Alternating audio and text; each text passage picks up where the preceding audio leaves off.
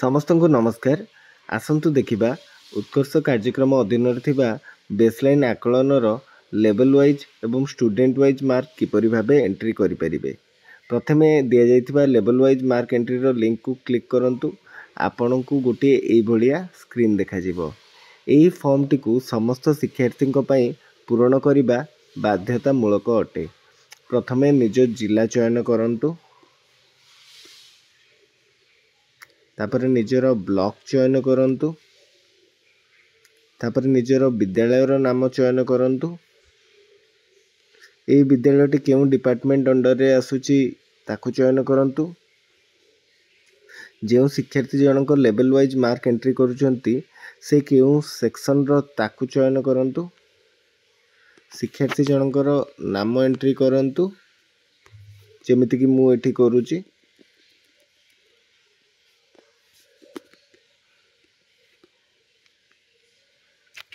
शिक्षार्थी जनकर लिंगगत तथ्य एंट्री करंतु। शिक्षार्थी जनकर पेन नंबर एंट्री करंतु, जहा कि परमानेंट एजुकेशन नंबर।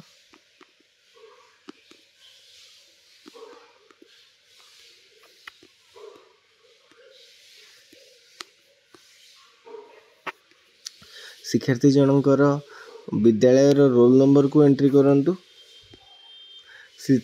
शिक्षार्थी जनक जदि गणित बेसलाइन आकलन देइछंती तेबे यस विकल्प सिलेक्ट करंतु। तापरे प्रत्येक लेवल रे से केते मार्क रखिछंती ताकू एंट्री करंतु।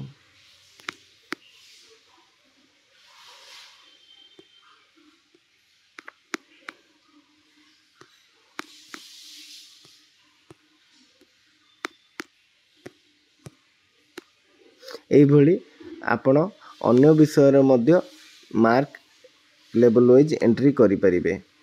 एवं तापरे सर्वशेष रे सबमिट बटन को क्लिक करंतु एवं आपनकर फॉर्म टी सबमिट होई जिवो। धन्यवाद।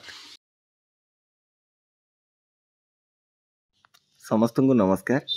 आसंतु देखिबा उत्कर्ष कार्यक्रम अधीन रे बेसलाइन आकलनर क्वेश्चन वाइज विकल्प गुडी को किपरि भाबे एंट्री करि परिबे। प्रथमे दिया जाइथिबा क्वेश्चन वाइज मार्क एंट्री रो लिंक को क्लिक करंतु। आपन को एई भली गोटे स्क्रीन देखा जिवो। एई फॉर्म टी को केवल 10 जन शिक्षार्थी पई पूरण करबा को हबो। एक विशेष सूचना, क्वेश्चन वाइज विकल्प फॉर्म टी को पूरण करबा समय रे आपण प्रत्येक लेवल रु 2 जन शिक्षार्थी उत्तर रो विकल्प को एंट्री करबा को हबो। एई भली 8 जन शिक्षार्थी उत्तर रो विकल्प को एंट्री कर सारिबा परे निज सुविधा मुताबिक जे कोनोसी लेवल रो 2 जन शिक्षार्थी क्वेश्चन वाइज विकल्प को एई फॉर्म रे एंट्री करबा को पड़िबो। प्रथमे निजर जिला चयन करंतु, निजर ब्लॉक चयन करंतु, निजर विद्यालयर नाम चयन करंतु। एई विद्यालयटी केउ डिपार्टमेंट अधीन रे आसुची ताकू चयन करंतु। जो शिक्षार्थी जनक क्वेश्चन वाइज मार्क एंट्री करचंती से केउ सेक्शन रो ताकू एंट्री करंतु। शिक्षार्थी जनकर नाम चयन करंतु।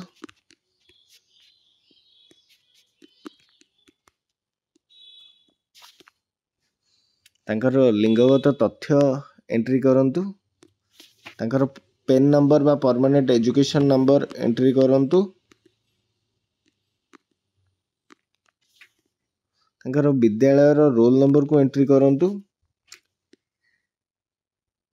तापरे प्रत्येक विषय रे प्रत्येक प्रश्न रे छात्र बा छात्री जनक केउ विकल्प टी को टिक करिसंती ताकू एंट्री करंतु।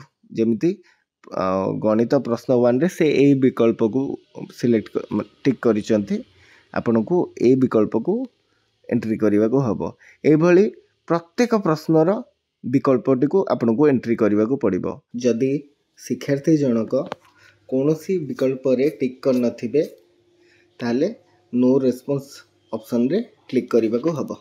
एवं एइथिरे आपनकर सब्जेक्टिव प्रश्न मध्य रहिछि। सब्जेक्टिव प्रश्न गुडी कर से केते मार्क रखिसंती ताकू एंट्री करबा को पड़िबो। एई भली प्रत्येक विषय रो क्वेश्चन वाइज विकल्प एंट्री करि सारला परे सबमिट बटन को क्लिक करंतु। धन्यवाद।